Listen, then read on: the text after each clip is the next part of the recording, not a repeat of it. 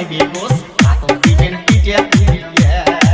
ও তোমরা ময় মশলাই করো জোট মজা করে খাইবে গোস আতন দিবেন পিঠে পুরিয়ে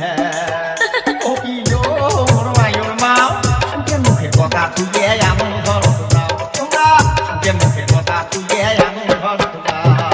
আর কে